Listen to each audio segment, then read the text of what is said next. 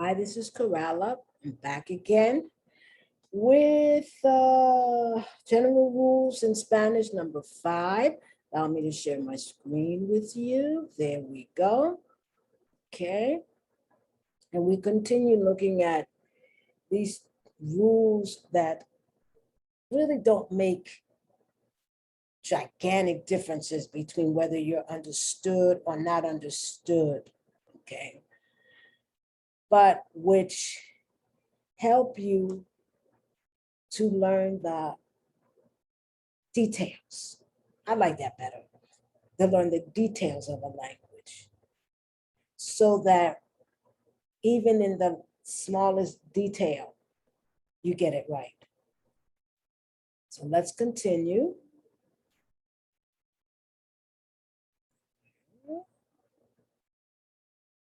Let's look at an adjective precedes the nouns when its description is inherent. Okay, we talked about that before. Okay, I get, see, this is all alphabetical order. So you're going to have different rules that repeat themselves, but with different example. Okay, so joven niño. Well, the definition of being a niño is being joven. So you wouldn't say niño joven because, of course, what else is a niño? Is young. So you would say joven, niño joven versus, or in English, it's young child. So part of being a child is being young, right? But part of being a woman is not being young. So you would be able to say mujer joven, right? Because part of being a woman, not part of being a woman is young. That's, you can be old, you could be young, right? You can be middle age. Adjective before versus adjective after. Now, this is what I'm talking about, the details of a language. If you have mala, we're talking about a female. If you have mala after the noun, the meaning is what you normally associated with mala. The adjective is malo, but because it's a mujer, it's mala. You know, she's a bad person. You know, she talks about people, she gossips, she cheats people. Maybe she's even a killer. I don't know, but she's not a good woman, right? So you would put mala afterward, mujer mala. That's your normal understanding of the word mala or malo, right? But if you are talking about her mala in a particular way, you put it before, and that particular way is she's a prostitute. Right? Right?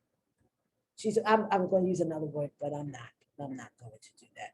So that's a particular type of bad. That's like I don't even know, that would be a secondary meaning. It could be, because you're talking sexually.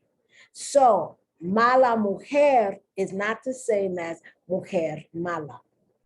Mujer mala means she's not a good person. Mala mujer means she's a prostitute. And that tells you the value of a country and of a language, of a culture, right? Not a country so much, of a culture, that a woman who's a prostitute in one way or the other is considered bad. Now, an adjective before versus an adjective after. Medio, if you have it after, it means average. And that's the normal meaning of medio when you think of medio. But when you have it before, it means half. Isn't that interesting? It means half. Okay. Here, I think medio, you used to both. Half and average. Adjective which go before noun, before the noun. Menos. Okay? It goes before the noun, menos. I was going to say verb. I thought I said verb, but it's noun. Adjectives before versus adjective after. So if you using mismo to mean him or herself, myself, ourselves, mismos, right? It goes after the noun or the pronoun.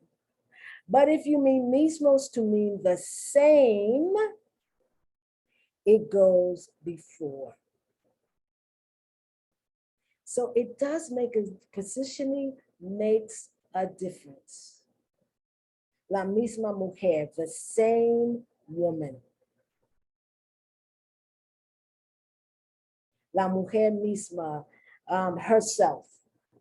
Okay, so it does make a difference. And if you don't know this and you're speaking to someone who knows Spanish is not your language, they will first think you mean one thing versus the other, but then they'll hear the context and then they'll realize you just don't know the rule as far as before, after. So that's why I said it interrupts communication, but it doesn't shut it down where you just absolutely just don't know. Okay. Once again, an adjective that's inherent to the noun that it's modifying.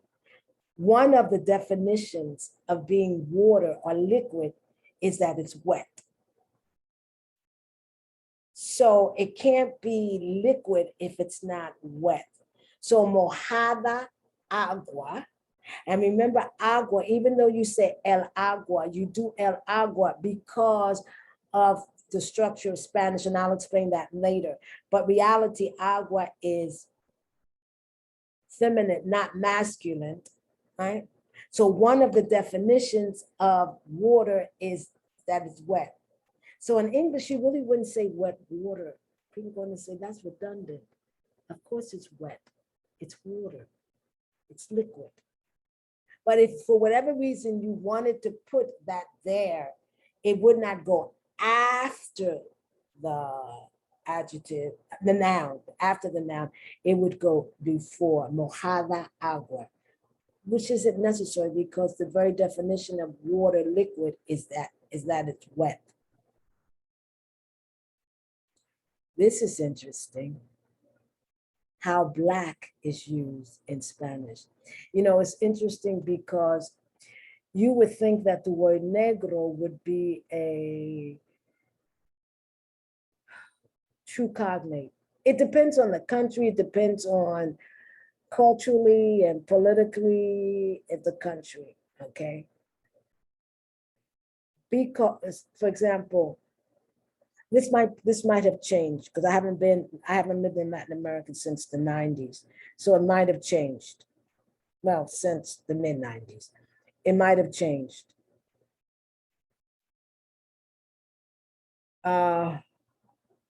You didn't call someone who looked like me negra. You did sometimes, la mujer negra, no? You did sometimes. But a lot of times you would call someone who looks like me morena, which means brown, morenita. I would hear sometimes negrita, but a lot of times I would hear morenita. Okay. But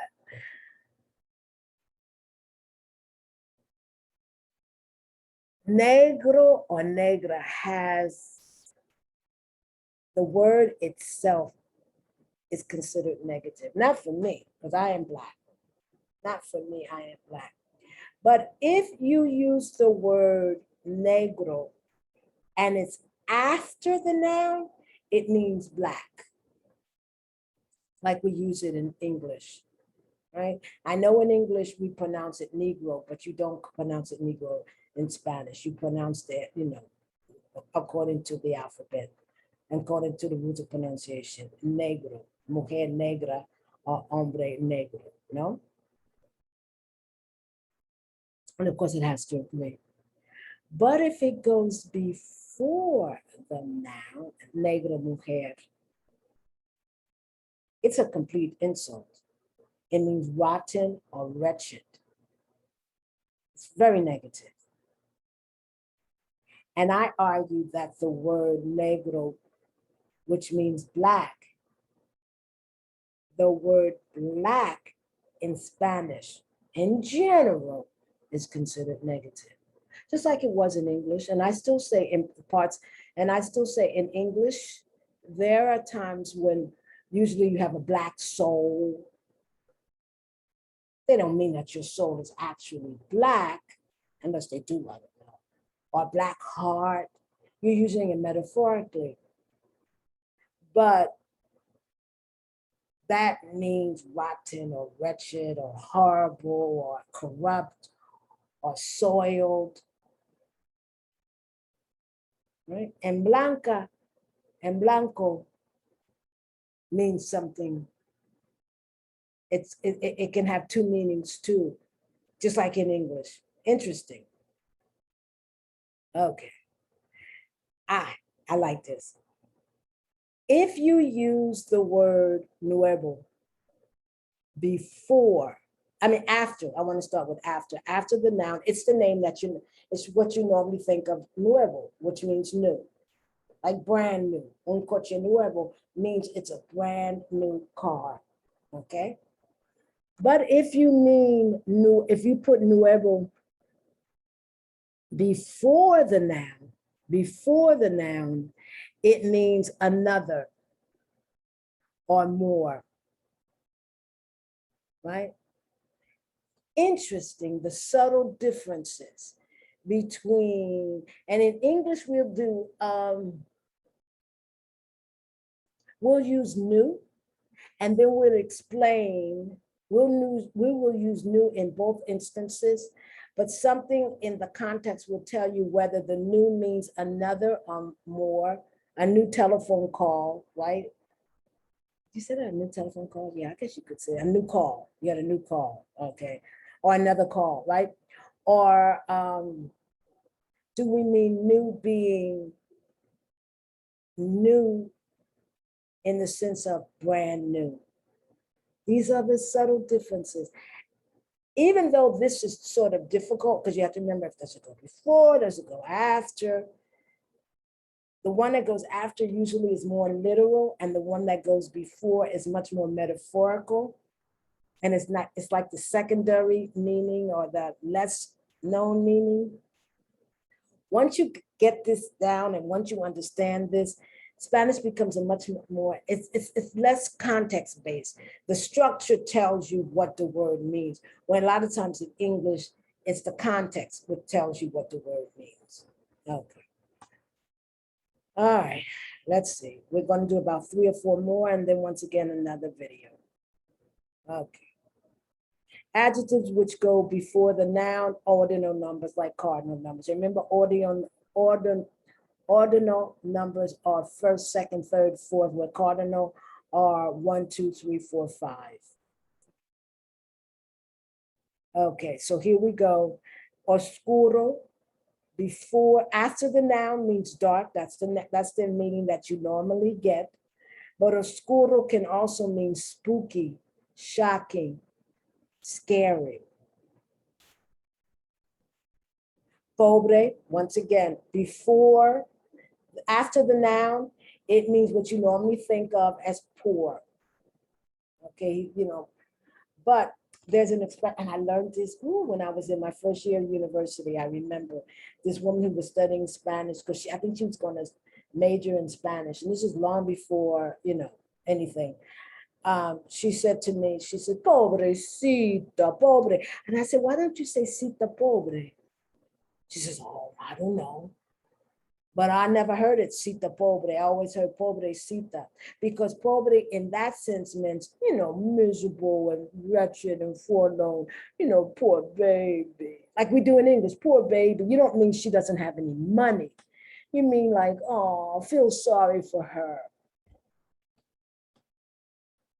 So let me give you about 2 more. All right. Adjectives which go before the noun, poco. You don't say the noun and then poco, you say poco. Okay, once again, you have the adjective propio, which means my propio, casa propia, my house. This is my house. Okay, where propio means it's suitable, it's typical, and it also can mean you own it. So proprio before and after, now you have to use the context. Okay, let me do one more. Okay. Adjectives before versus adjectives after. When you use the word raro, after the noun, it means what you normally think of: strange, rare, odd, peculiar. Okay, he's an odd person. Es un hombre raro, no? A strange person. But when you use it before, he's a rare person, but you don't mean it as saying that he's an odd person, but you mean that he is singular, not single, singular or unique. He's a singular or single, but I think you should put the word singular. That's much more, that's clearer. Singular or unique. Es